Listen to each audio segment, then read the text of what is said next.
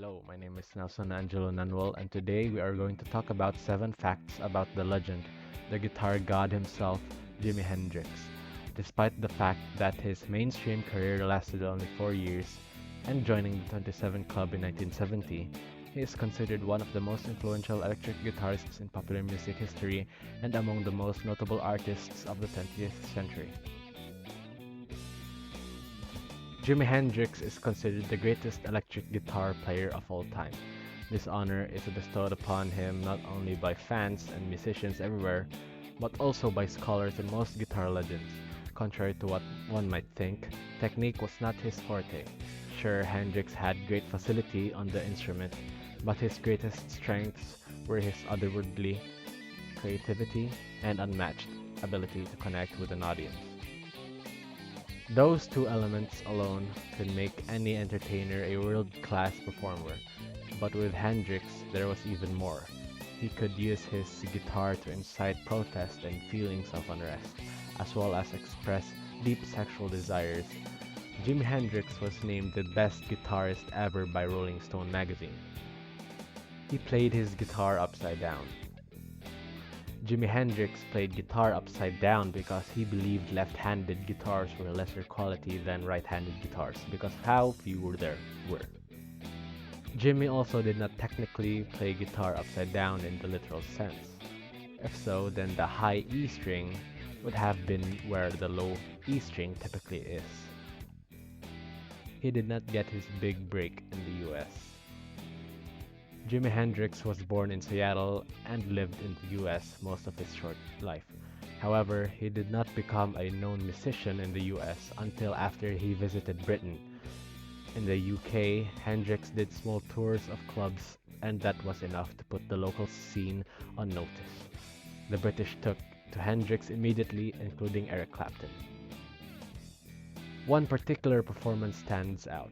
In late 1966, Hendrix performed in a club with Eric Clapton, John Lennon, Paul McCartney, Jeff Beck, and Pete Townshend, and Mick Jagger in attendance. They all were stunned by Hendrix's incredible display of musicianship and guitar fireworks. His fame grew exponentially in Britain, and he became a very well-known guitarist in a very short period of time. He only released 3 records. Jimi Hendrix only released 3 studio records. The first one was Are You Experienced in 1967. This was followed by Axis Bold as Love in the same year, and Electric Ladyland in 1968. 3 records is a low number for such an influential musician. However, Hendrix only lived until he was 27, so he did not have much time for a prodigious output. All of those records are considered classics with a massive influence. Electric guitarists still transcribe the solos and learn the songs from Hendrix's 3 incredible releases. Shortly before his death, Jimi Hendrix released Band of Gypsies, a live album recorded in January of 1970. Many records have been released posthumously, and they feature previously unreleased tracks, rarities, and live cuts. Some of these releases are unauthorized. He joined the army. Jimi Hendrix was caught twice riding in stolen cars before he reached 19 years of age. He was given the choice of prison time or joining the army. Hendrix chose the latter and was shipped to Fort Campbell in Kentucky. In letters to his father, Hendrix expressed continued dread at the situation and begged for his guitar to be sent to him.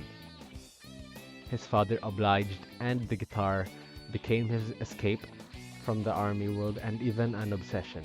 He continued to experience abuse and taunting from his peers, who took the guitar away from him. Hendrix eventually got his guitar back and started performing in clubs at the army base. He received a discharge from the army after an official deemed him unfit to serve. The Monterey Pop Festival show changed his fate in the US. The Jimi Hendrix Experience was not a popular act in the US in 1967. Things started to change for Hendrix in his home country after Paul McCartney recommended him to the organizers of the Monterey Pop Festival. McCartney insisted that the festival would be incomplete without Hendrix, and even agreed to join the board of organizers of the festival.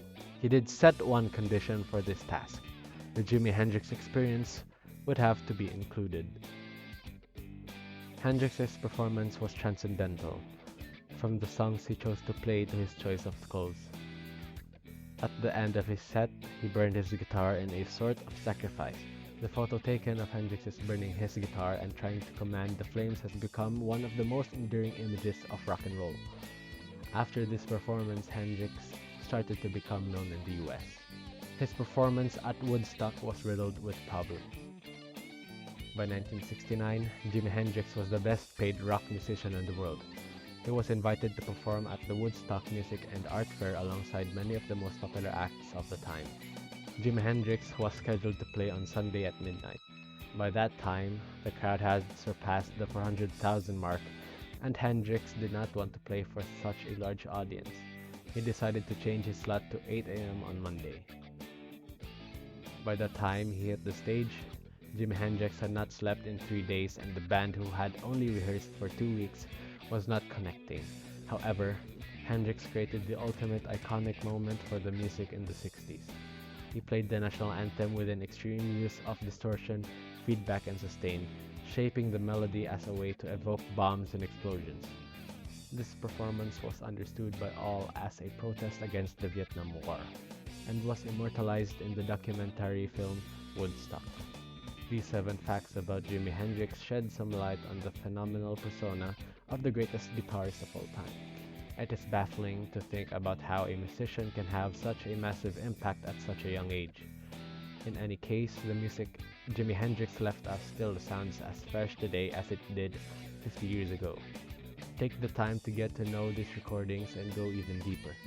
Hendrix was one of the greatest artists the world has ever seen, and we are lucky to be able to enjoy his music today. That is all. Thank you.